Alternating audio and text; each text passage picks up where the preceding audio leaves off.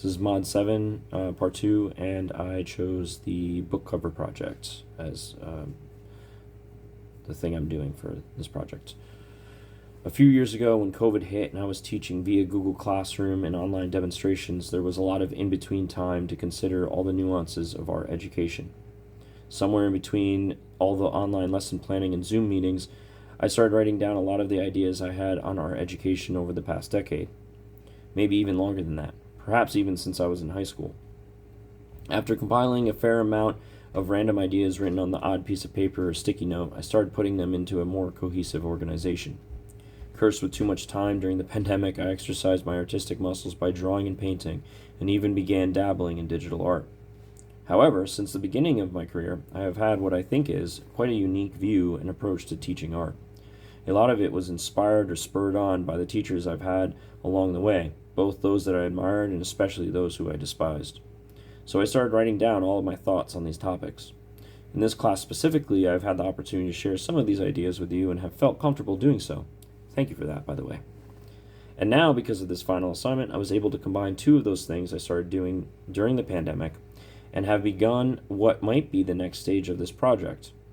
Using my iPad and the very rough draft of the book I am writing, I have devised a first edition cover of these ideas in the book that would contain them.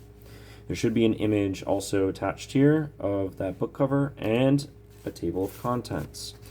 This is the original book here. I don't know if you guys can see that. And you can kind of see this was from, I started writing this I did start it during COVID, but I guess there's a lot of stuff in there that was compiled from years before that too. Like I said, on the odd piece of paper. You can't even really see it. I don't know why I'm showing you that. But anyways, I'll show you the, just on here as well. I guess you can't really see that either. Oh, I'm sorry. This is Teaching Art in the Modern Classroom, an innovative approach to creative thinking. As you can see from my submission, I have created a digital design for the cover of the book that I hope to have published one day. I have also submitted a digital version of the updated table of contents, which I have revised for this assignment specifically. The idea behind this book is rooted in a lot of my frustrations as a visual art educator, frustrations that were born from teachers, professors who were more artists than they were educators, in my opinion. It was obvious to me that sometimes my art teachers were too opinionated or critical, and while art is meant to be processed subjectively, I do believe that there is an objective way to disseminate its information without personal bias or condescension. Ironically, I also thank these teachers for giving me the influence to inspire a creation of ideas such as this. Furthermore, I've always believed that there hasn't been enough of an emphasis on the technical side of art, and that if there was more exploration of drawing at the middle school age, students would be more competent in their abilities and more confident in expressing their creative ideas later on. I have actually prided myself on this in my teaching and have seen it create positive results for many students over the course of a decade.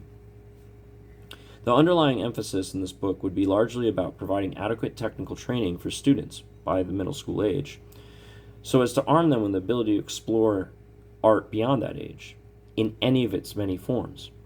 However, I also think that some of these ideas, especially the last one, along with the required curricula, would bring about controversy in the art education community.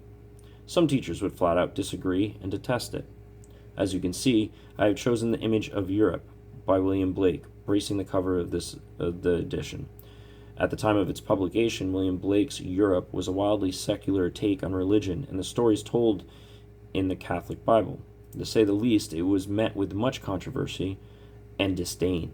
Now William Blake is considered a visionary and an artist ahead of his time. I'm not trying to say the same about myself and these ideas, but I can see how controversy would be relatable. There is also something very iconic and or symbolic about his artwork that I've always enjoyed visually.